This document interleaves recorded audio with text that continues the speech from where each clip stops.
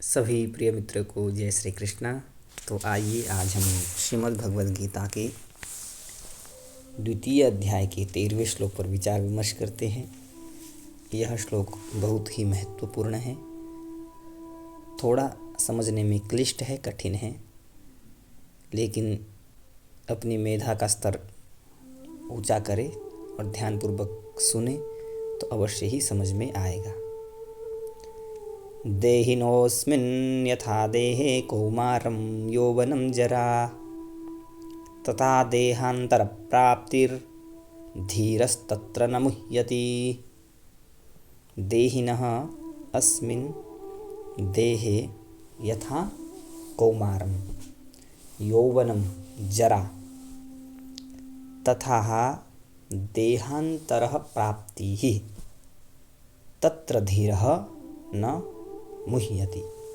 अर्थात देहिना देहधारी के अस्मिन इस देहे मनुष्य शरीर में यथा जैसे कौमारम बालकपन, यौवनम जवानी और जरा वृद्धावस्था होती है, तथा ऐसे ही देहांतर प्राप्ति दूसरे शरीर की प्राप्ति होती है। तत्र उस विषय में धीर मनुष्य न मुह्यति मोहित नहीं होता है। थोड़ा इसको विस्तार पूर्वक समझते हैं। देहिनोऽस्मिन् यथा देहे कौमारम यौवनम जरा। शरीरधारी के शरीर में पहले क्या होता है? बाल्य अवस्था आती है, फिर युवा अवस्था आती है और फिर वृद्धावस्था आती है। तात्पर्य है कि शरीर में कभी एक अवस्था नहीं रहती, उसमें निरंतर परिवर्तन होता रहता है। यहाँ शरीरधारी के इस शरीर में ऐसा कहने से सिद्ध होता है कि शरीर अलग है और शरीर अलग है। शरीरी दृष्टा है और शरीर दृश्य है। अतः शरीर में बालकपन आदि अवस्थाओं का जो परिवर्तन है वह परिवर्तन शरीरी में नहीं है, केवल शरीर में है। शरीर में कोई परिवर्तन नहीं है, क्योंकि तथा देहांतरः प्राप्ति, जैसे शरीरी की अर्थात शरीर की कुमार, युवा आदि अवस्था होती है, ऐसे ही देहांतर की अर्थात दूसरे शरीर की प्राप्ति होती है। जैसे स्थूल शरीर बालक से जवान एवं जवान से बूढ़ा हो जाता है, तो इस अवस्थाओं के परिवर्तन को लेकर कोई शोक नहीं होता। भाई कोई शोक क्यों करेगा? मैं बालक था, फिर थोड़ा बड़ा हो गया, फिर युवावस्था के, फिर वृद्धावस्था के, इसमें कोई शोक नहीं करता, ये स्वाभाविक है। तो ऐसे ही शरीरी एक शरीर से दूसरे शरीर में जाता है, तो इस विषय में भी शोक नहीं होना चाहिए। जैसे स्थूल शरीर के रहते रहते कुमार, युवा आदि अवस्थाएं आती हैं, ऐसे ही सूक्ष्म और कारण शरीर के रहते रहते देहांतर की प्राप्ति होती है, अर्थात दूसरी देह मिलती है। अर्थात जैसे बालकपन, जवानी आदि स्थूल शरीर की अवस्थाएं हैं, ऐसे देहांतर की प्राप्ति मृत्यु के बाद दूसरा शरीर धारण करना सूक्ष्म और कारण शरीर की ये अवस्था है। ये सूक्ष्म और कारण शरीर की अवस्था है। स्थूल शरीर के रहते रहते कुमार आदि अवस्थाओं का परिवर्तन होता है। यह तो स्थूल दृष्टि है, मोटी दृष्टि है। और सूक्ष्म दृष्टि से देखा जाए तो अवस्थाओं की तरह स्थूल शरीर में भी परिवर्तन होता रहता है। अवस्था जैसे बाल्यावस्था में जो शरीर था वह युवावस्था में नहीं है। वास्तव में ऐसा कोई भी क्षण नहीं है जिस क्षण में स्थूल शरीर का परिवर्तन ना होता हो।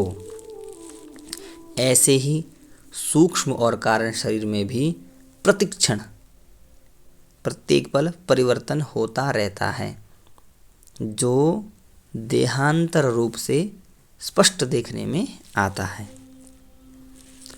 अब विचार यह करना है कि स्थूल शरीर का तो हमें ज्ञान होता है, पर सूक्ष्म और कारण शरीर का हमें ज्ञान नहीं होता है। अतः जब सूक्ष्म और कारण शरीर का ज्ञान भी नहीं होता, तो उनके परिवर्तन का ज्ञान हमें कैसे हो सकता है? इसका उत्तर है कि जैसे स्थूल शरीर का ज्ञान उसकी अवस्थाओं को लेकर होता है, ऐसे ही सूक्ष्म और कारण शरीर का ज्ञान भी उसकी अवस्थाओं को लेकर होता है। स्थूल शरीर की जागृत, सूक्ष्म शरीर की स्वप्न और कारण शरीर की सुषुप्ति अवस्था मानी जाती है। ये तीनों बहुत समझने योग्य बात है।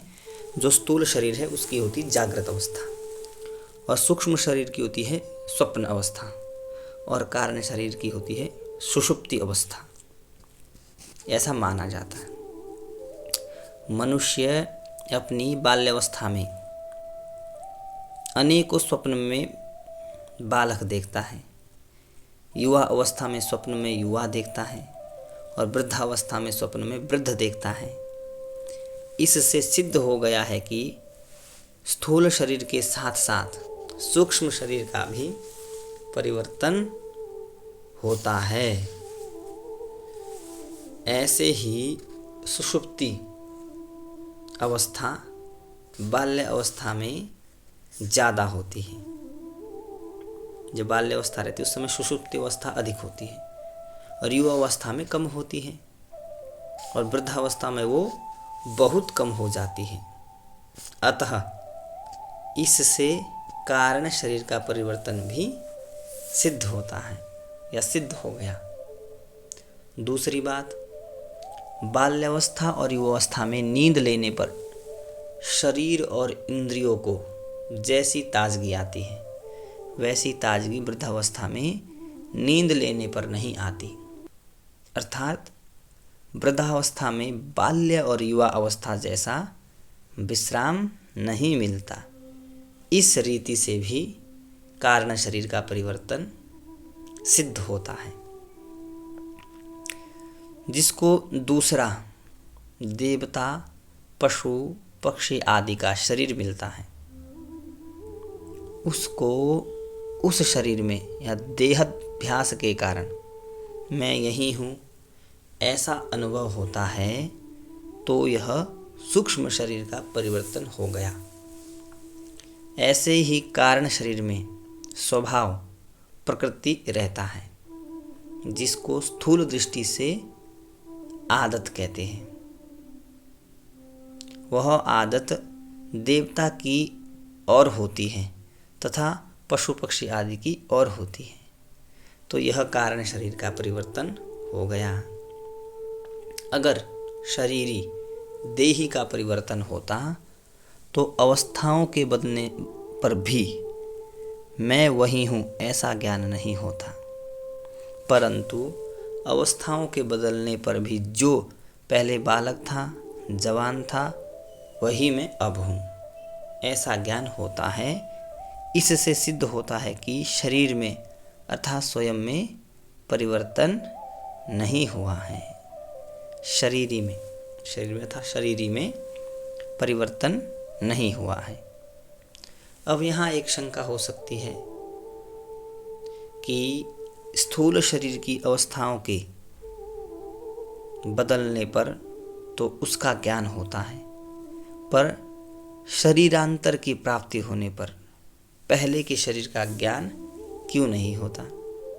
पूर्व शरीर का ज्ञान न होने के कारण यह है कि मृत्यु और जन्म के समय बहुत ज़्यादा कष्ट होता है। उस कष्ट के कारण बुद्धि में पूर्व जन्म की स्मृति नहीं रहती।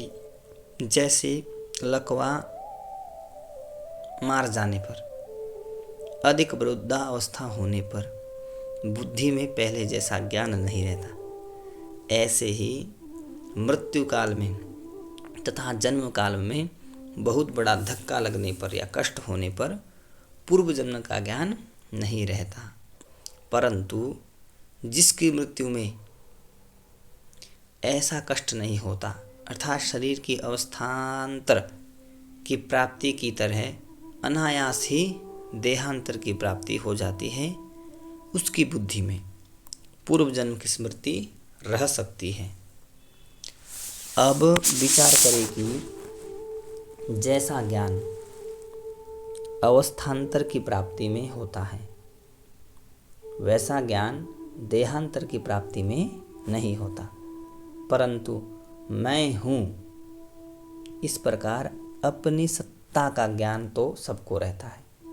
जैसे सुषुप्ति गाढ़ निद्रा में अपना कुछ भी ज्ञान नहीं रहता, पर जगने पर मनुष्य कहता है कि ऐसी गाढ़ नींद आई, ऐसी प्यारी नींद आई कि मेरे को कुछ पता नहीं रहा।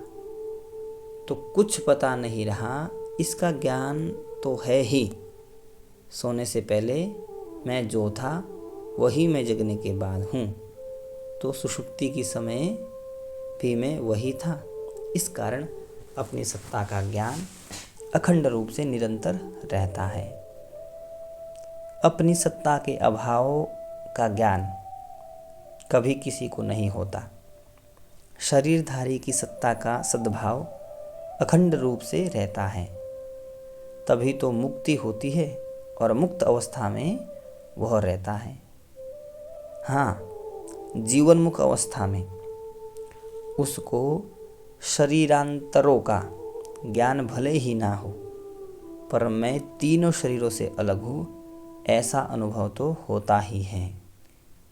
धीरस्तत्र न मुह्यति, धीर वही है जिसको सत असत का बोध हो गया है।